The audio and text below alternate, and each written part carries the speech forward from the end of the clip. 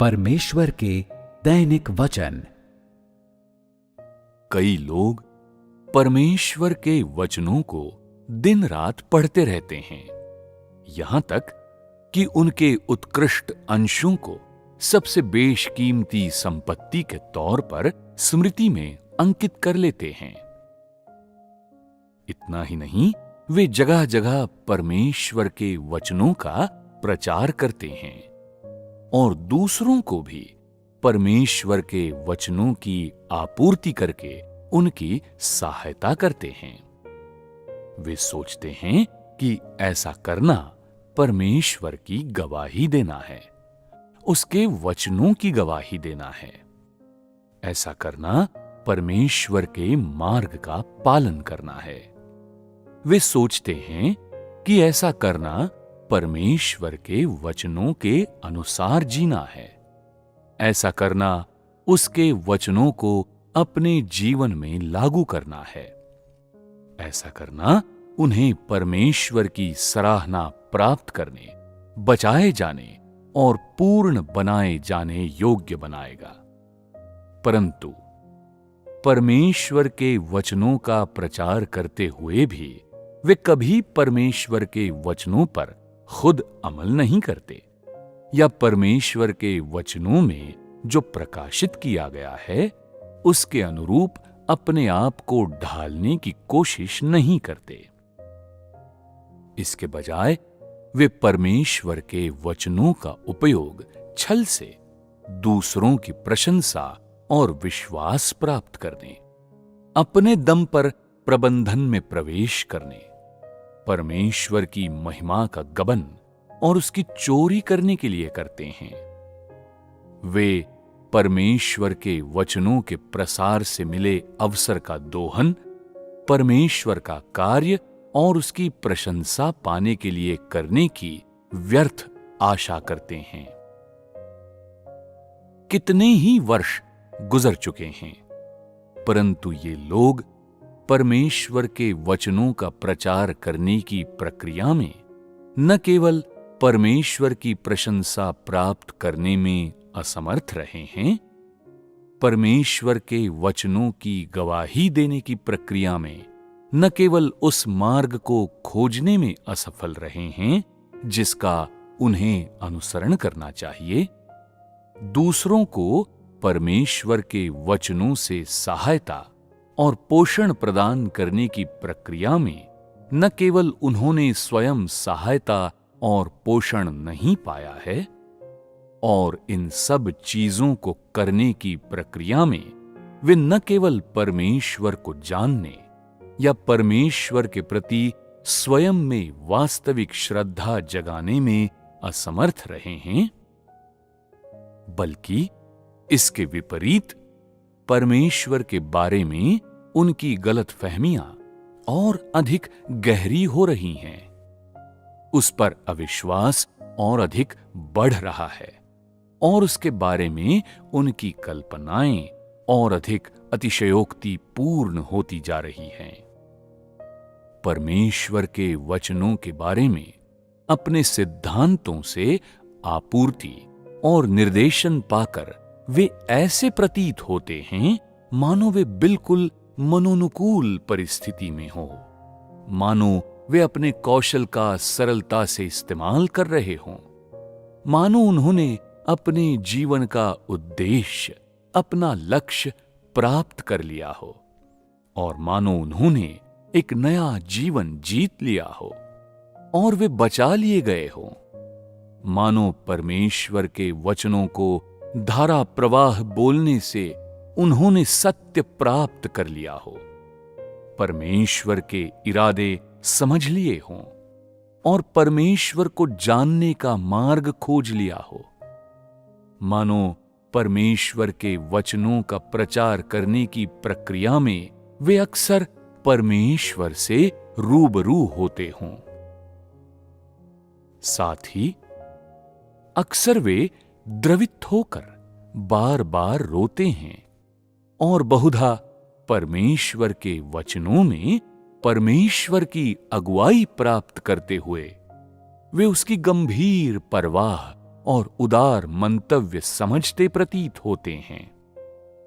और साथ ही लगता है कि उन्होंने मनुष्य के लिए परमेश्वर के उद्धार और उसके प्रबंधन को भी जान लिया है, उसके सार को भी जान लिया है और उसके धार्मिक स्वभाव को भी समझ लिया है। इस नींव के आधार पर वे परमेश्वर के अस्तित्व पर और अधिक दृढ़ता से विश्वास करते, उसकी उत्कृष्टता की स्थिति से और अधिक परिचित होते और उसकी भव्यता एवं श्रेष्ठता को और अधिक गहराई से महसूस करते प्रतीत होते हैं। परमेश्वर के वचनों के सतही ज्ञान से ओतप्रोत होने से ऐसा प्रतीत होता है कि उनके विश्वास में वृद्धि हुई है।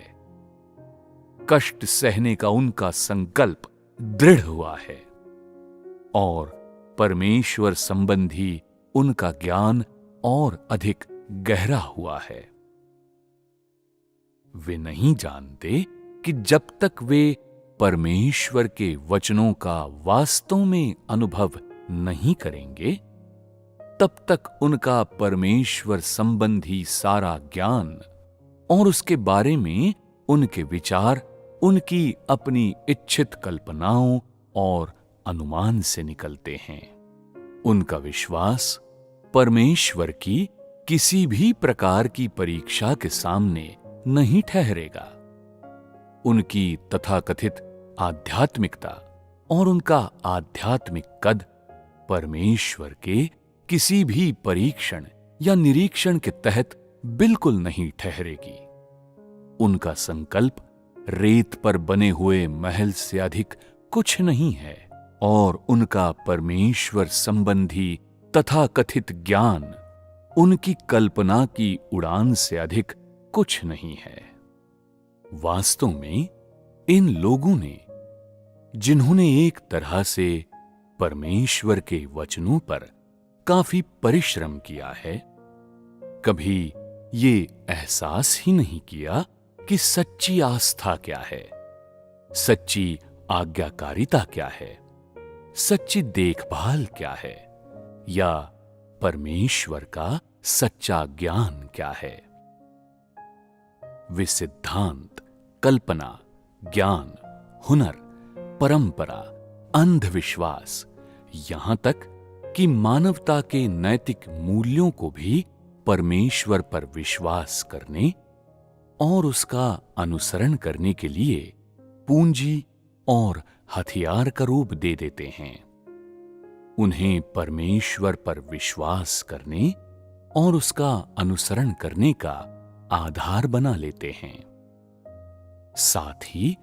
वे इस पूंजी और हथियार का जादुई तावीज भी बना लेते हैं और उसके माध्यम से परमेश्वर को जानते हैं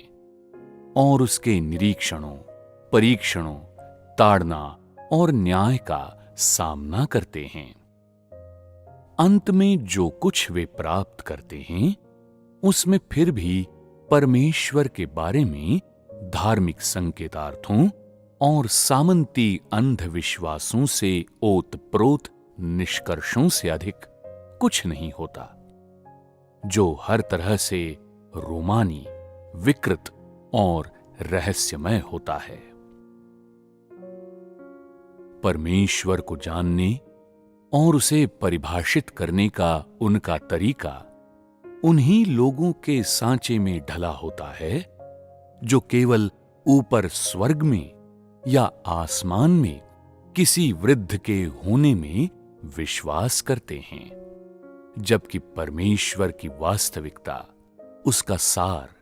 उसका स्वभाव, उसका स्वरूप और अस्तित्व आदि, वो सब जो वास्तविक स्वयं परमेश्वर से संबंध रखता है, ऐसी चीजें हैं जिन्हें समझने में उनका ज्ञान विफल रहा है, जिनसे उनके ज्ञान का पूरी तरह से संबंध विच्छेद हो गया है। यहां तक कि वे इतने अलग हैं जितने उत्तरी और दक्षिणी ध्रुव। इस तरह हालांकि वे लोग परमेश्वर के वचनों की आपूर्ति और पोषण में जीते हैं, फिर भी वे परमेश्वर का भय मानने और बुराई से दूर रहने के मार्ग पर सचमुच चलने में असमर्थ हैं। इसका वास्तविक कारण यह है कि वे कभी भी परमेश्वर से परिचित नहीं हुए हैं, न ही उन्होंने उसके साथ कभी वास्तविक संपर्क या समागम किया है। अतः उनके लिए परमेश्वर के साथ पारस्परिक समझ पर पहुंचना या अपने भीतर परमेश्वर के प्रति सच्चा विश्वास पैदा कर पाना, उसका सच्चा अनुसरण या उसकी सच्ची आराधना जागृत कर पाना असंभव है। इस परिप्रेक्ष्य और दृष्टिकोण ने कि उन्हें इस प्रकार परमेश्वर के वचनों को देखना चाहिए, उन्हें इस प्रकार परमेश्वर को देखना चाहिए, उन्हें अनंत काल तक अपने प्रयासों में खाली हाथ लौटने और परमेश्वर का भय मानने तथा बुराई से दूर रहने के मार्ग पर न चल पाने के लिए अभिशप्त कर दिया है। जिस लक्ष्य को वे साध रहे हैं और जिस ओर वे जा रहे हैं,